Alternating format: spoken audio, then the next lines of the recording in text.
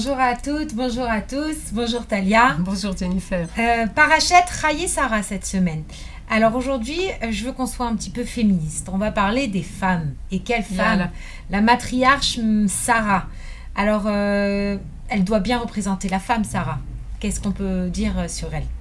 Si Sarah, c'est la première c'est pas la première des mères, mais la première des matriarches, c'est qu'en effet, elle doit être un grand exemple pour nous. Mais je retournerai peut-être un petit peu en arrière quand même, si on parle de femmes, de la création du monde, la création de l'homme, la création de la femme. Et je dirais peut-être la création de force masculine et la création de force féminine. Quand Dieu crée le monde, on voit dans Bereshit, Zachar venekeva bara otam, il a créé masculin et féminin, il les a créés. Il donne deux forces, il n'y a même pas la même lettre. Le mot masculin et féminin, c'est des mots qui sont complètement différents. En hébreu, les lettres, elles sont complètement différentes. C'est pas la même base, c'est des mots qui sont complètement différents l'un de l'autre, parce que ce sont des forces qui sont tout à fait différentes.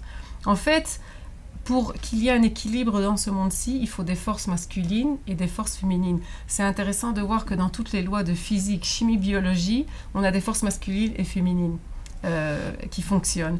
Et ça, c'est l'équilibre du monde. Ce sont ces deux forces-là, mais qui sont très distinctes. Elles sont très, très, très différentes. Ce qui fait que parfois, on est difficile à s'adapter l'un à l'autre. Du fait qu'elles sont tellement différentes, ce sont des forces. Mais il faut savoir que le monde ne tiendra pas sans force féminine et il ne tiendra pas sans force masculine.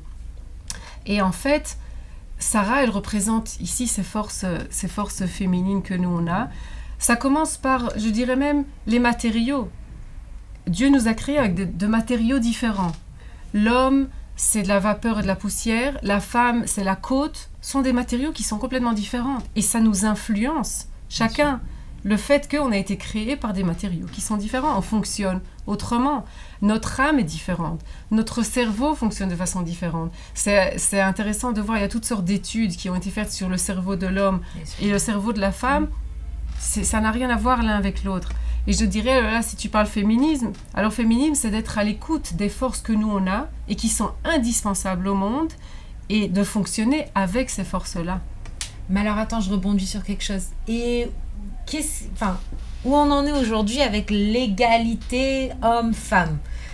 Sur quoi on peut être égal? Surtout, sur quoi on peut travailler? Parce qu'aujourd'hui, c'est un grand débat, que ça soit politique, culturel, social. Mais alors finalement, il n'y a pas d'égalité homme-femme. Ou dans quoi on peut être égaux? Il y avait une phrase qu'une fois j'avais entendue, « Shivion erki veshon etifkudi ». Il y a une égalité au niveau de la valeur, mais il y a une différence au niveau du fonctionnement. L'homme et la femme sont égaux au niveau de leur valeur. Dieu a créé ces deux forces, elles sont égales, on a besoin des deux de la même façon. Il n'y a pas de différence du tout. Donc, il y a une égalité à du 100% au niveau de leur valeur. Ça, il n'y a même pas à discuter. Si je traduis ça parfois dans dans notre monde d'aujourd'hui, deux personnes qui font le même travail, un homme et une femme, c'est clair qu'ils doivent être rémunérés exactement de la même façon. Il y a même pas, ils ont les mêmes droits, ils doivent avoir les mêmes droits. Ça c'est clair.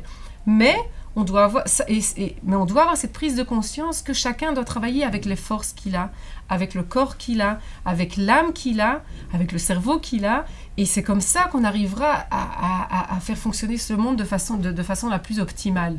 Bien sûr. Donc égalité, oui, au niveau de la valeur, c'est clair, mais cette prise de conscience que Dieu a créé le monde de telle façon qu'il veut qu'on soit différent. Bien sûr. Parce qu'on a besoin de ces forces différentes pour faire tenir le monde.